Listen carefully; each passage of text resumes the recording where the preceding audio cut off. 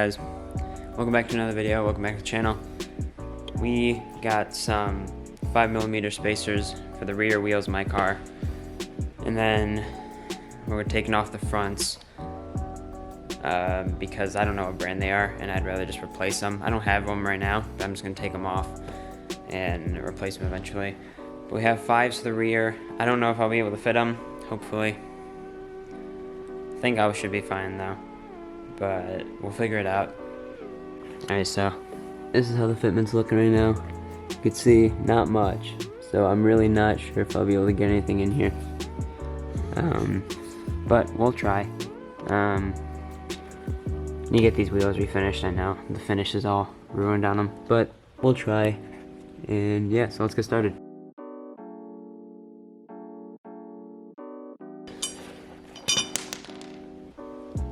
I forgot to break them loose.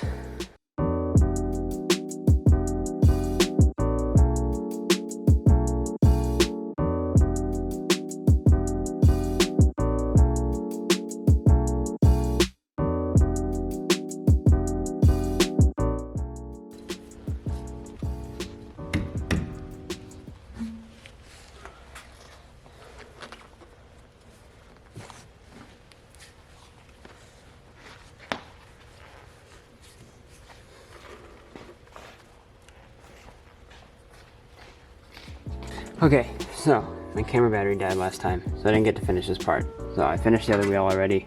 Looks a lot better, but I'll save that for later.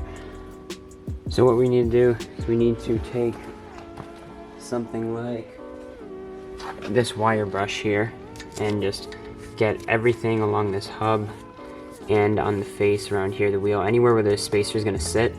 You want to use a wire brush or sandpaper, something along the lines to get all that rust off, because you don't want that getting in the way of when you put your spacer on.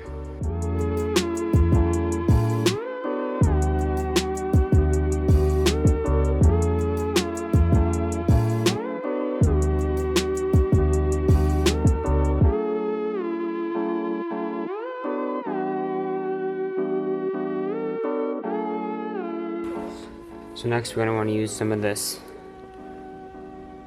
Focuses anti-seize lubricant. This stuff will just make sure that nothing seizes together on here, so it's easy to take off next time you need to. So you just want to take some of this and you want to put it around the hub here, not on this part, because you want it to sit flush against this. So you're just going to brush it along this side right here, this edge, and then you should be good.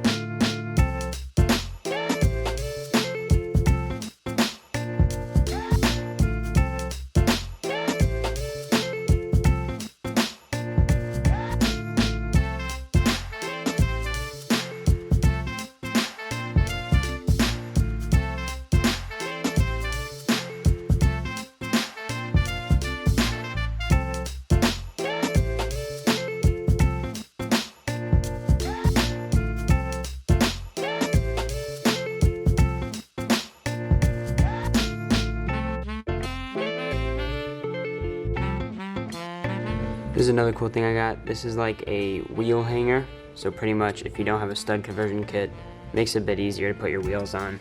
All you have to do is thread it in the top hole. Just hand tight, just like that. Just thread it in there. And then you'll be able to put your wheel on this and put in all your other lug nuts while it's mounted on here. And it'll be a lot easier, so you won't have to be trying to put it on there and fish a lug nut through there. It makes it a lot easier to put your wheel on.